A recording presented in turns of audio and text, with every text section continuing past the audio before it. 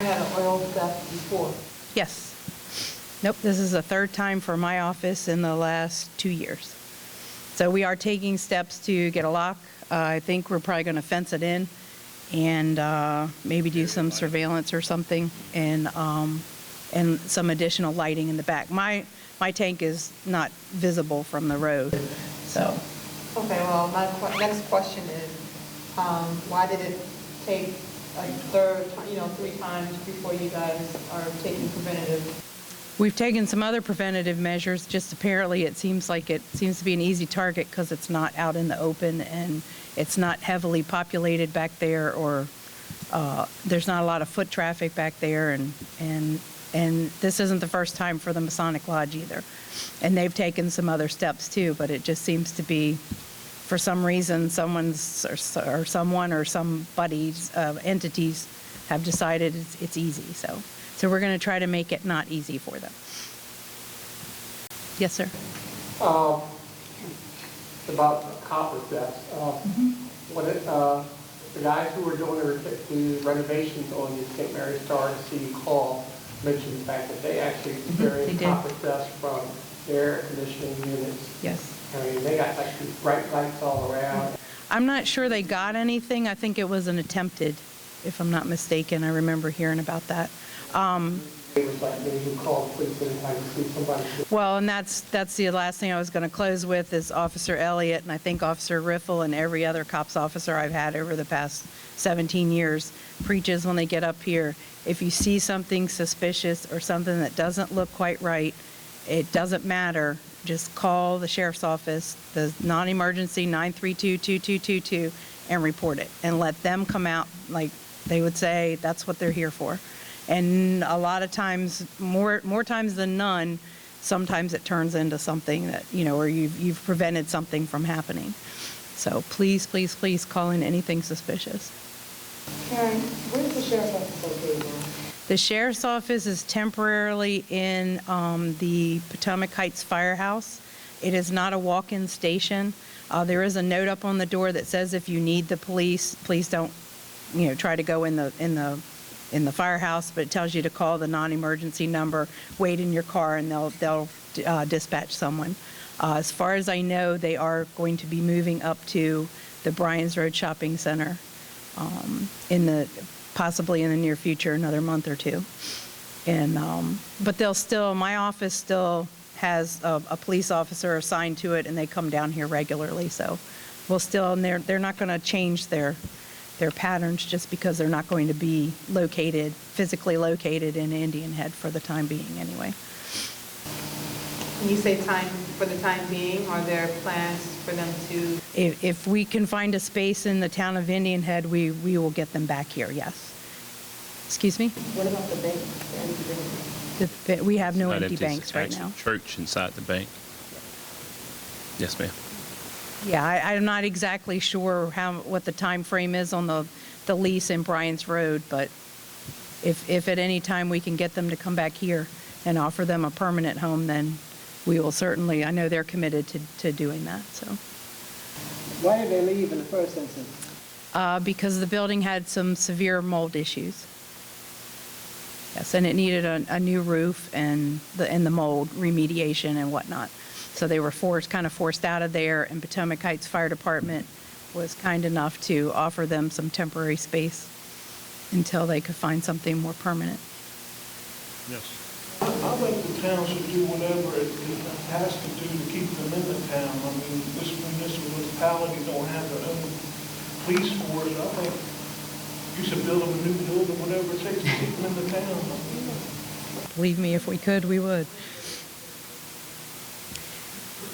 We do still have part-time. The town pays for officers, off-duty officers, to work part-time. Yes. I know when other things were happening, they left the town wide open. No, they're here on Fridays and Saturdays and Sundays, and actually the mayor and council extended the hours. And That cop, if there's a call over at a certain place, he's leaving the town. no, he's not. To do what you used to do. Yes, no, they. And report on crime watch. Right, yes, we did. We had citizens on patrol. That's changed. That's changed. That's changed. The only time that they will leave the area, and we get written reports every week, and I read them every week. No one's, and actually, usually if somebody leaves the town on a call, I get called that night while they're working to tell me, or I'll get a text that says, hey, I just had to handle a call on Bryant's Road because, you know, the regular patrol is tied up. Time my church over here, if you wait still Lord, and no one's here to Well, we can't prevent every crime, but we do have them out patrolling, and you do have that service as well as regular patrol. turn it off. Yep. Yes, sir. My name is Ulysses Davis, and I'm the president of Southampton. I know who you are. Yes, sir. I shared with this gentleman right here because my understanding is the sheriff's department coming to Bryan's Road is they want to make Bryan's Road the town.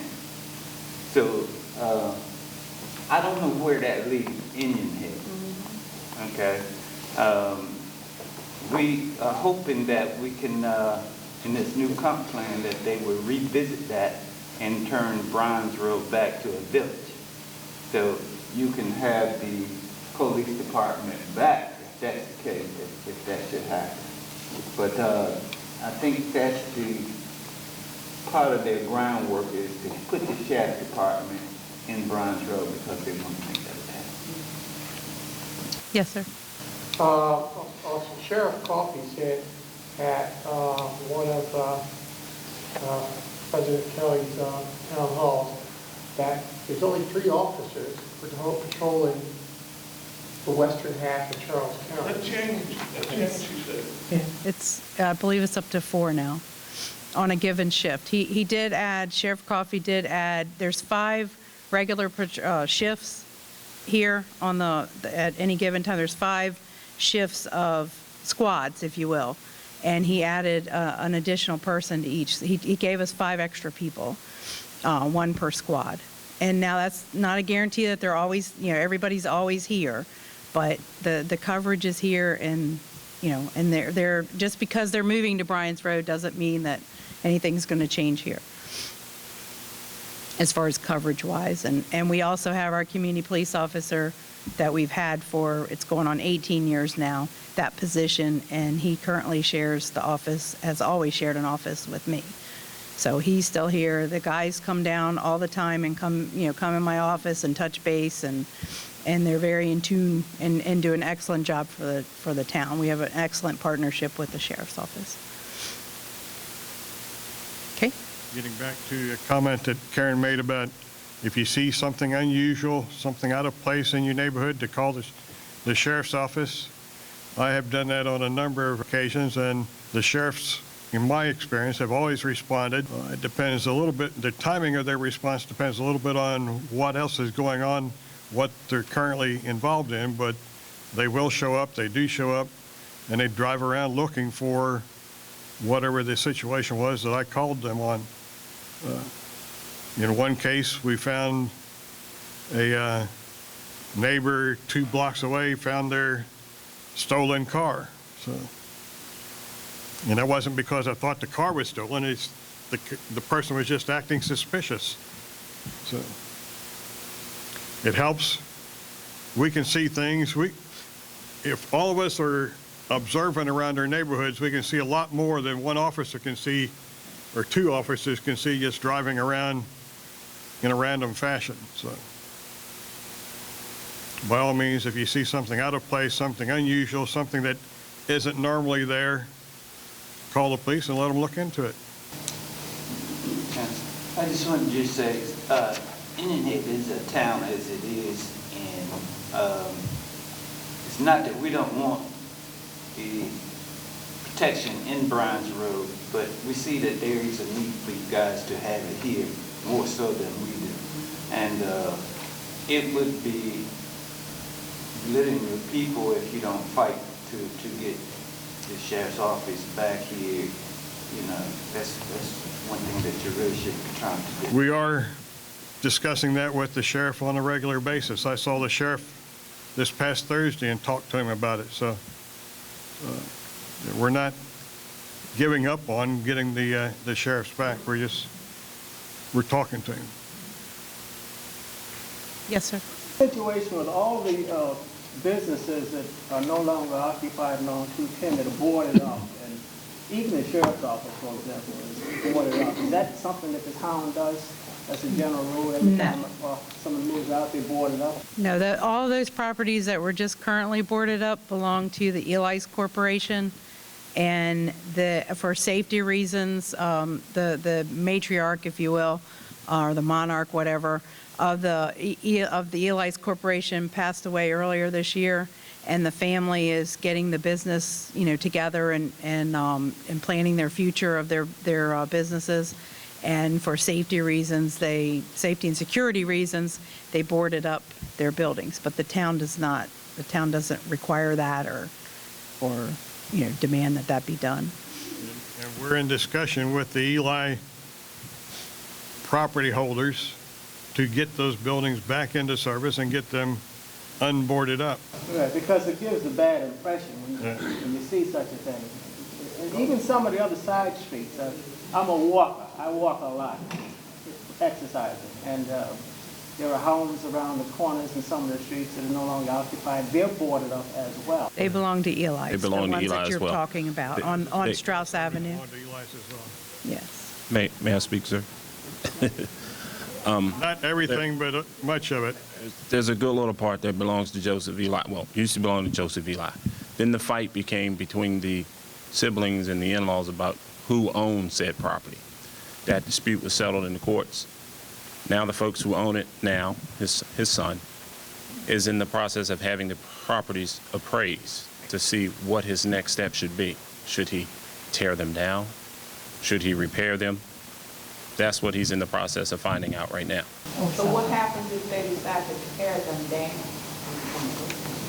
Well, we already are ghosts now. Well, Then he would look in to see if there's an opportunity to get a new business in and rebuild.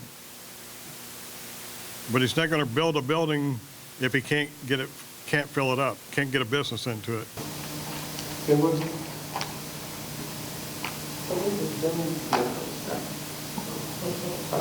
Well, you can look at it as doom, or you can look at it as an opportunity. I think it's an opportunity. We want to turn it into an opportunity, not a doom and gloom. if anybody's ever worked in Eli's building, would know that those buildings were consistent on the skimpiest of budgets. Bare minimum. Yeah. They were existed, they were fairly suitable for human habitation. So they need to be torn down. They need to be replaced by some new green office space that can be brought in to support the base. All the contractors who are working in that building there were forced to the Plata, or to White Plains, or to Waldorf, because Eli decided, well, we don't want to pay for this anymore. Now, so that, if we can persuade them, or persuade them to sell it, and get somebody to build a good fresh office, so that's an opportunity to bring new business into town. That's why I think that the Economic Development Commission is working on. And that sounds really good, but not only do we need new businesses down here, we have no supermarkets, we have nothing. Once We don't again, even have a that's gas once station. again, the Economic Development Commission is working on the supermarket thing for, 13 years now? 13 years. It's The main issue has always been population. It's not an easy fix. When everybody's requirements state that there has to be 10,000 people in a 3-mile radius, well, that's kind of difficult because 3-mile radius in town puts you in the middle of Potomac River. So it's kind of difficult to gain those numbers, which all your major chains want. Now, if they did 5-mile radius, we could include Woodbridge. You could do something there, but it's just, it's very difficult to make that sale to them when they say, you don't have enough people to support the grocery store. So, we had we had numerous grocery stores for quite some time. We had more than one. But that's the dilemma we're running into on the grocery store. I'm sorry. Hall and Mrs. Swana Lane and Charles Shuford, and we're board members from the Perry Station Homeowners Association, and we're coming out tonight specifically to this meeting to see if there was anything that was being done on the Eli properties. I remember back when the properties were first boarded up, and I called the town hall, I was told that hopefully movement would be done on the properties around the time frame of August. And here we are in November, and you know, there hasn't really been any movement at all on the properties. And so my concern was just, you know, like the other properties in the town that have been boarded up, that this is going to persist and that we won't see any development. So I was wondering, is there anything that the town can do at all legally to put pressure or fine the property owners to, or maybe just be in more of a dialogue with them? I don't know exactly what's going on, but is there anything else that can be done to facilitate the process of developing the properties a little bit sooner instead of just having them linger like CVS property or, you know, other properties within the town limits? I think things are starting to happen. As Ryan mentioned, part of what slowed the process down after your last inquiry was the situation went into the courts. And the court process is a due process that just drags along. That has been decided. Now they're starting to move and get appraisals of the properties.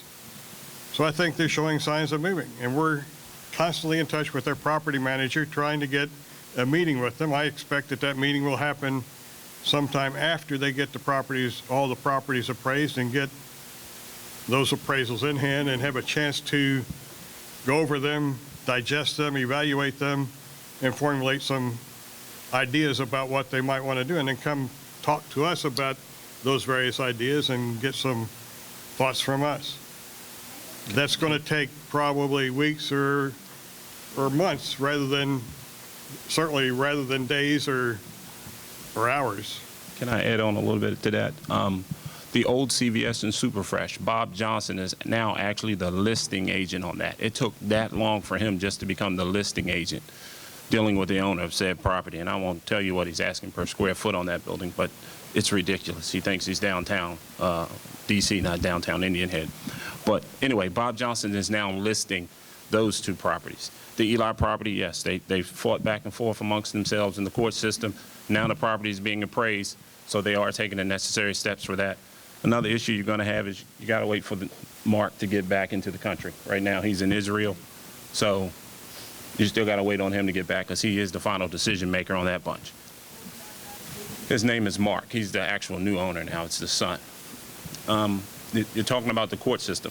The buildings that we got right outside the base gate here, that owner has been served. He was served I think about 2 weeks ago. So that will be in the court system on those 3 buildings coming through the base gate there. So we are taking the necessary steps. It's a slow and tedious process, and I know y'all hate to hear that, but that is the case. Because guess what? We live in town just like y'all do, and we hate it just as much as y'all do. We really do. The old furniture store, the old Algonquin building, we've been in contact with him. He's come to the planning commission. He needs parking. So he purchased the 3 properties behind the area, behind his home, for additional parking. So we're taking the necessary steps there. And so is the homeowner. The homeowner, the business owner is taking the necessary steps there. So there's your old Indian Head furniture as well. So, yes, sir. Have Mr. Humperford discussed an idea about bringing the technology park down here to Indian Head instead of trying to put it in Bryan's Road? Vince hasn't spoken to me. Has he spoken to either one of you about that? But Vince has not spoken to me. That seemed like the better place for it would probably be on the base, because it gives people an illusion when you say technology park, they don't know that explosives is what they're really is going to be experiencing. Okay, so it should be on the base, and that would bring more employees, more people down to Indian Head. You know, so I would suggest to your mayor to try and get in with, or the commissioners to try and get him to bring that park to the base. Honestly, I don't even know if the tech park is still a viable option right now for the county, but I'm speaking out of turn, so I'll stop right there. But, okay. But I haven't heard nothing about the boardwalk lately. Is that still go ahead or what? We're getting off the agenda, we're still on community activities and questions for the community activities. But yes, it is rolling along. Stuff that took so long to get done. You got to stop stabbing at me, Mark. We're off topic. Are there any other questions for Karen on community activities? Or community policing? No? Thank you. Then we'll move on to, While I still have the microphone, I got some good news and some bad news. I spoke to the HVA technician. The bad news, he won't be out here for another hour, so I'm sorry. next we have community, or Charles County Recreation, Suleiman, I'm sorry. Good evening, everyone. I'm sorry, I was also guilty. I didn't make it last week. That's why I contributed to you skipping over us. Or last month, I'm sorry. I was on my honeymoon. I'm still accepting gifts. It's not too late. First of all, I wanted to let everyone know Lackey pool hours are changing. This week and next week, we are still going to be open 3:30 till 9, Monday through Thursday. This Friday, there's a home varsity football game. Because of that, we don't expect anybody to try and make it into that parking lot. I mean, when you have people parked all the way down to Chickamuxon, it's not worth the fight to try and swim a few laps or something like that. So we close up a little bit before kickoff. We'll be closing at 6:30. And that's just this Friday. The following Friday, November 15th, is the start of the high school swim season, or high school winter sports season, and with that is swim season. We are a shared facility with Board of Education. The swim teams at Lackey High School, La Plata High School, and McDonough High School, they all come down to our pool to practice Monday, Tuesday, and Thursday. They practice from 2:30 as soon as school lets out until 7 p.m. So Monday, Tuesday, and Thursday, we will not be able to open our doors to the public until 7 p.m., starting November 15th. Wednesdays and Fridays, we have, they schedule their swim meets those days. So some days they have a single swim meet and we're able to open up at 7:30. Some days they have 2 swim meets and we're not able to open up at all. Other days they don't have a swim meet at all, and because keeping the competitiveness fair, they're not allowed to do practices on days that other teams may have a swim meet. So we open up at 3:30 the days they don't have swim meets. That is kind of the bad news. The good news is our weekend hours don't change. We're still open 12 to 6. And in addition to that, it's only temporary. It's only until late February. They have their state swim meet at University of Maryland, I think the 4th Saturday in February, whatever day that may be. As soon as that meet is over, we go back to our regular 3:30 to 9, Monday through Wednesday hours. So let's look forward to the end of February. Another thing to look forward to, our biggest event of the season in aquatics is coming up on December 14th. Right before Karen's event here at the Village Green, we have our Swimming with Santa event. Last year we had over 120 people show up. This is my first go in my position at this event. I'm hoping to shatter that. So let everyone you know, come out. $5 you guys get in from 2 to 4 that day. We have contests and goodie bags, crafts. And then the best part, the one that always draws everybody in, Santa Claus gets in the water with a scuba tank. If you're comfortable under the water, you dunk down with them. We have an underwater camera. We'll take your picture and we'll print it off right then and there. On your way out, you get it in a souvenir frame. $5 for all that. We do ask that you pre-register for this event. It helps me prepare and know how many people are coming out. But if last minute you guys decide you are available, show up anyway. We'll have plenty of people at the tables at the front manning it, trying to get as many bodies in the door as we can. You can register online, though, at www.charlescountyparks.com. That's also where you can go online to check our calendar for those Wednesdays and Fridays that we're not, certain. I can't give you a definite schedule for those days. So check that website. And as long as you're on the computer checking out the website, we just created a Department of Community Services, Parks and Recreation Facebook page. We are hoping to be able to take down the sheriff's like total. Elliot's not here, so I can't kind of jab at it. We're not going to be posting anything as relevant as the where the speed cameras are going to be located and things like that. But at the very least, you'll get updates on some of our latest programs. You'll be able to see photos of what we've been doing within recreation. So that's all I have. It's getting to be our very slow season with those limited hours. Does anybody have any questions for me? I have a question. Yes, ma'am. During the time when the Lackey Pool won't be open at all during the week, I did discover last week that the fees are higher for children on the weekend. So is there any consideration? Currently we have anybody who shows up before 5:30, children with a school ID get in for $2. Once we get into our winter season, children won't get in for $2 because we don't open till 7 o'clock at night, unfortunately. So there's no discount during that season at all. So the weekends it would be $4 for kids up to age 12, as well as the same time on the weeknights. So that's. Swim during that time. We open at 7 and an hour and 45 minutes. We blow the whistle 15 minutes early so we can be out of the facility by 9 when they're trying to arm it and things like that. What if they don't have an ID? If they look school age, chances are we're gonna just kind of slide them through and we'll make it work. But like she mentioned, that's only for like this week and next. So, yes, sir. How you doing? My name is Loree Green. Just forgive me for asking. You're with the Parks and Rec, is it for the whole county or just? The whole county. I specifically